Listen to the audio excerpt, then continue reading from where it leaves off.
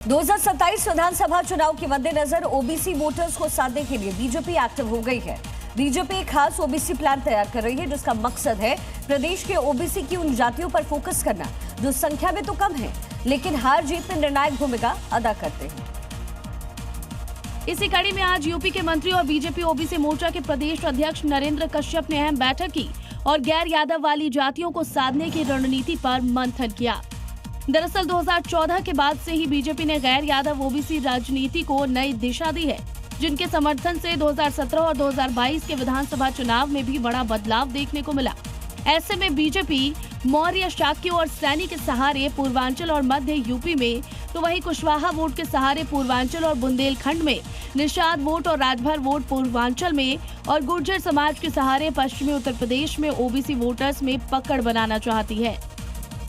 और बड़ी खबर बुलंदशहर से, जहां पर हिस्ट्री शीटर का एनकाउंटर हुआ है। एनकाउंटर में विनोद कालिया घायल है। बदमाश पर कई संगीन मुकदमे दर्ज, तमंचा, कारतूस और बाइक बरामद की गई है। बुलंदशहर में हिस्ट्री शीटर जिसका एनकाउंटर किया गया। एनकाउंटर में विनोद कालिया घायल हुआ है। बदमाश पर कई संगीन मुकदमे पहले से दर्ज है।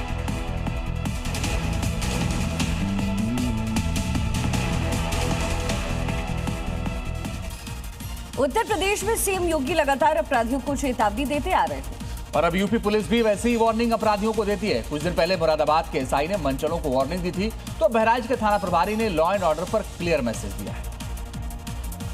मैसेज ये कि अगर कानून हाथ में लोगे तो फिर एक्शन भी तय है, क्योंकि ये यूपी है जहां अपराध नहीं बल्कि कानून का राज है।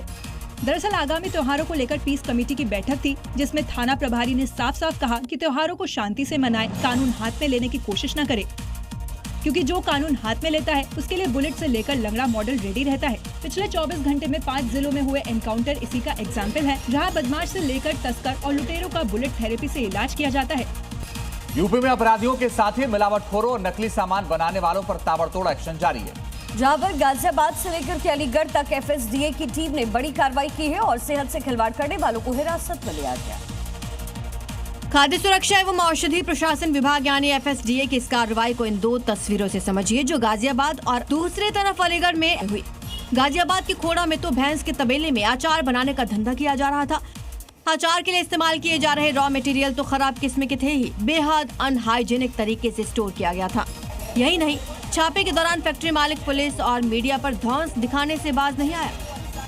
दूसरी तरफ अलीगढ़ में एफएसडीए ने सॉस और चटनी बनाने वाले अवैध फैक्ट्री पर कार्रवाई की। यहाँ भी बेहद गंदे तरीके से चिली सॉस और दूसरे उत्पाद का निर्माण किया जा रहा था। और बड़ी खबर यह है कि यूपी के सभी मदरसों के लिए आदेश जारी किया गया। बायोमेट्रिक सिस्टम से हाजिरी लगाई जाएगी। फर्जीवाड़े की खबरों के बाद कड़ा रुख अख्तियार किया गया। फर्जीवाड़े पर रोक लगेगी। बायोमेट्रिक अटेंडेंस सिस्टम लागू करने का बड़ा फैसला लिया गया है, यानी उत्तर प्रदेश के सभी मदरसे, यहाँ के लिए नया आदेश। बायोमेट्रिक सिस्टम वहाँ लगेगा जिससे अटेंडेंस लगाई जाएगी। फर्जीवाड़े की खबरों के बाद कड़ा रुख अख्तियार किया गया। फर्जीवाड़े पर रोक लगेगी।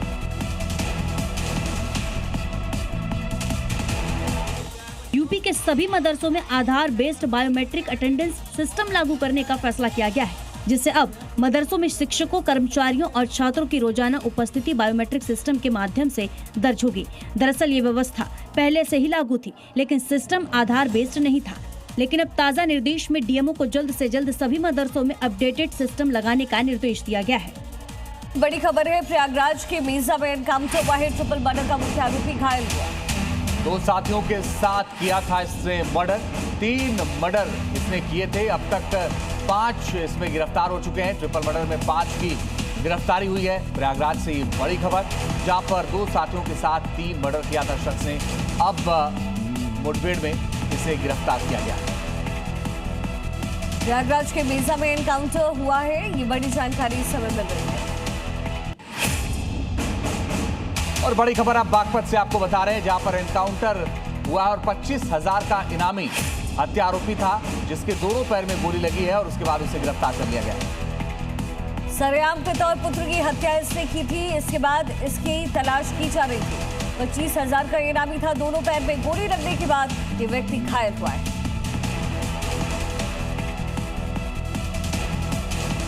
पुलिस ने 3 मर्डर के आरोपी हिमांशु यादव को एनकाउंटर के बाद अरेस्ट कर लिया।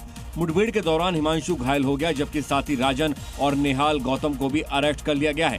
बताया जा रहा है कि हिमांशु ने प्रेम प्रसंग में 3 लोगों की हत्या की थी। प्रयागराज में ट्रिपल मर्डर तो वहीं बागपत में दिन दहाड़े गोली मारकर हत्या करने वाला बदमाश दोनों पैरों में गोली लगने के बाद घायल हो गया, जबकि उसके साथी आरोपी जॉनी को भिवानी से अरेस्ट किया जा चुका है।